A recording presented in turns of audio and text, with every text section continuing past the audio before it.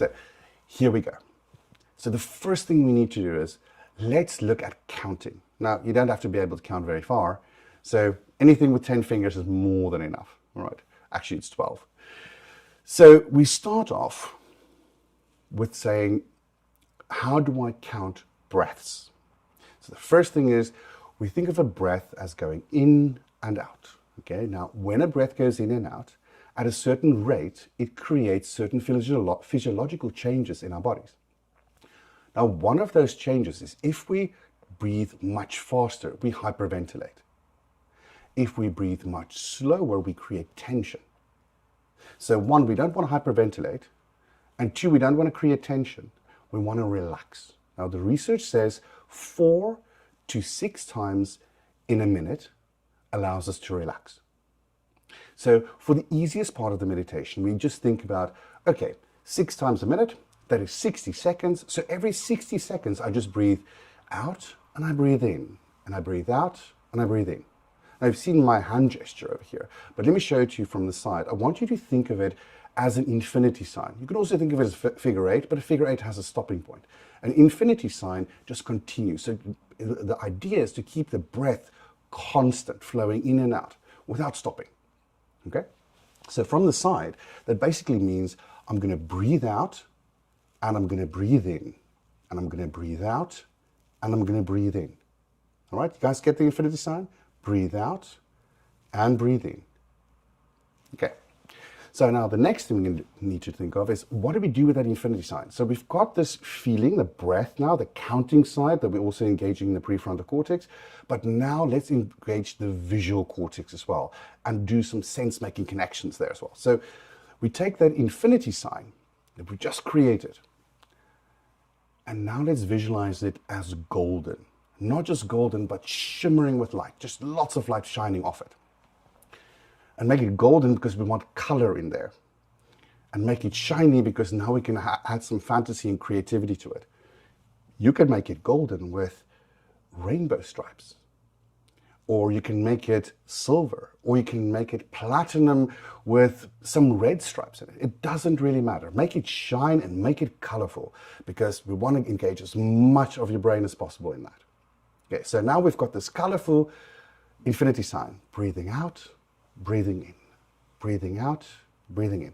Now, it's not always easy to visualize stuff if you don't close your eyes. So I would suggest you close your eyes and just practice that for a second. Just see this colorful infinity sign, and you breathe out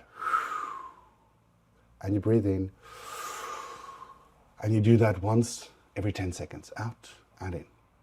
Okay, so now we've had breath. We've had visualization. Now what I want you to do is think of a sound. Now, I usually use a little bowl, a singing bowl, for meditation. I'm going to show you what mine looks like. And as if by magic, I've got one hidden over here. So this is my mallet, and this is my little singing bowl. It's one I usually use in training.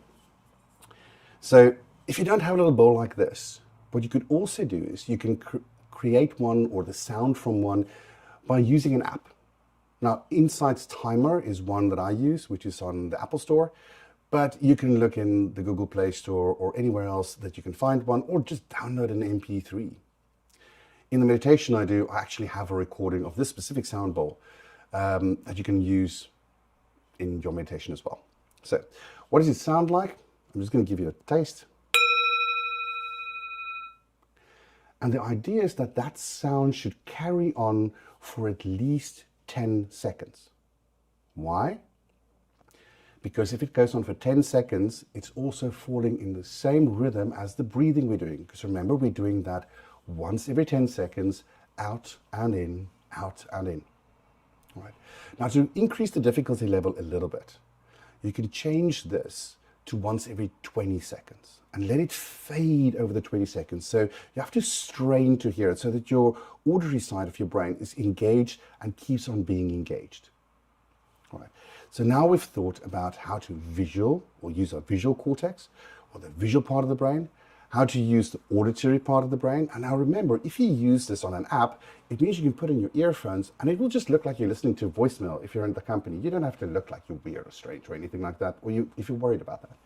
So just use your earphones, sit there with your mobile phone, and you've got something to listen to. It also cuts a little bit out of the background noise. Once you get a little bit more practice, it doesn't really matter if there's a bit of background noise, you can still tune it out.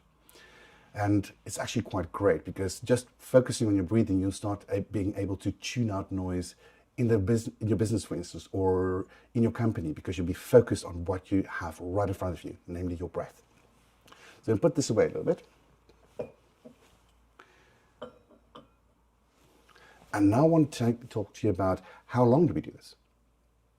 So we start off with these breaths, 10 seconds each, and we do the listening, let's say once every 20 seconds, and then we continue to do this for 2 minutes. So that means it's 6 auditory stimuli, and it's 12 breaths. And because those things are just like of each other, we have to also think about what is the priority. Oh, I have to listen now, and then I have to breathe. And there's quite a lot of things that come in at the same time. So we create structure, we create organizational structure, we create creativity by engaging the visual cortex. We help to sort of overload the brain with stimuli so that we forget about what has just happened. What happened just now in the past and what is going to happen in the future, and how do we bring those two things together?